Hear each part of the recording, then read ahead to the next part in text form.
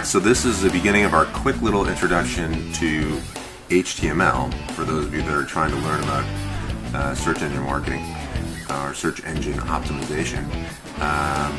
So real quick, every page is going to start with what we call an HTML tag. And a tag is essentially anything in between this less than and greater than sign. So if you see these symbols at the beginning and the end of something in the source code of a page, then you will know it's called a tag. What you'll also notice is that some of this actually makes sense to you. You can look at this and go, hey, you know what, these are words, and it's not actually as cryptic as you might think it would be. So every page, every tag I should say, has an opening and a corresponding closing tag. And the reason that is very simply because anything that falls between those two tags is considered to be part of that tag, or part of the definition of that tag, for simplicity's sake.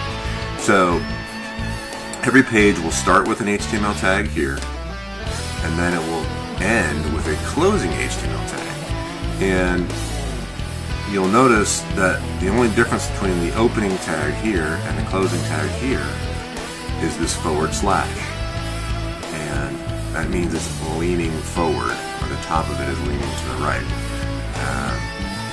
The next tag that you will see at the beginning of every page after the HTML tag is the head tag, or the head section, the header section. And you have an opening head tag here and a closing one here.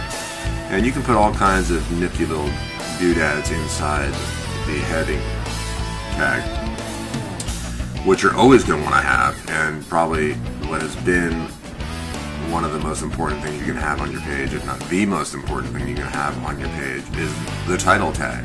And that is the title of the page, so that when somebody comes to your page, their browser asks for the page, and the thing you'll see displayed at the top of your browser is this little snippet right here. And the title of this page happens to be, this is the title of the page. That is the most important thing you can do on your page. So make sure that your title is a very concise description of what is found on that page. And back in the day, people used to stuff a whole lot of keywords in there, and they got some boost in their search engine rankings because of that. I think on some small level you could expect that if you had a really obscure keyword today, but for the most part you should really be concerned with how this reads to somebody who might be looking for whatever it is you're selling, or for whatever it is you're doing on that page. You want to get them to click on this title if it happens to be the anchor text that's displayed on the page that they're looking at. So don't just try and stuff a bunch of keywords in here. Try and make something that's compelling for someone to click on as well. The next thing you'll see is what we call the meta description. And this is usually displayed underneath the page title. Let's say on Google for the search engine results page. So you type in something, how to write a page in HTML. You'll see, if this were to come up, you would see this is the title of the page, and then underneath it, it would give you some sort of snippet from the page. Sometimes they grab something that might be a little more appropriate that they think is a better fit for your search, but most of the time they will use this description right here. And so again, you're going to want to use a few more words to describe exactly what is found on the page.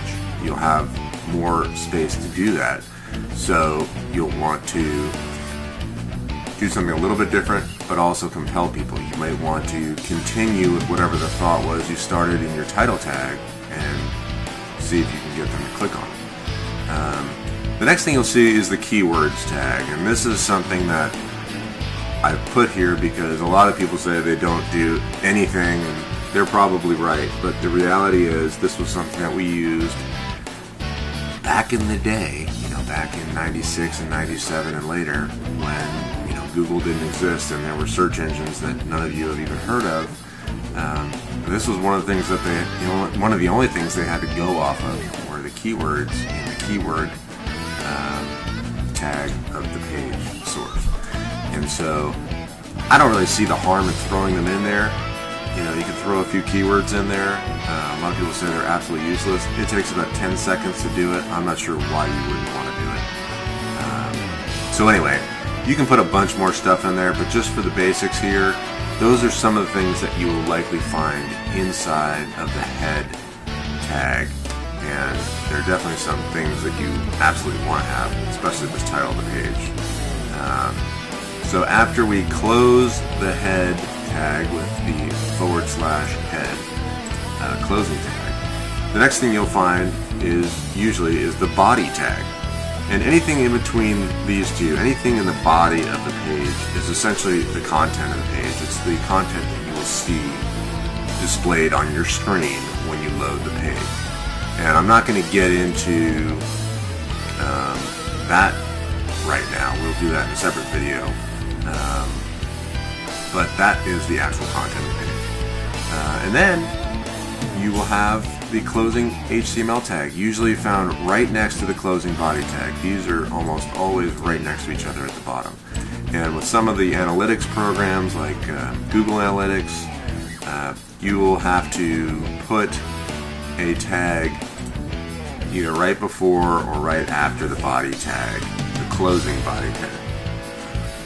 And so just so you know, this is what you're going to be looking for. Just scroll right to the bottom of the page and look for something like this. So that's just going to wrap up the basics for trying to understand what HTML looks like, how you can modify it, and just give you some background. Some of this may or may not even be usable today, but it's good to have a background knowledge so you can have intelligent conversations and understand things that you might find online that might be a little outdated in some regards, but that may not be in others. So, I'll see you in the next video. Thanks for watching.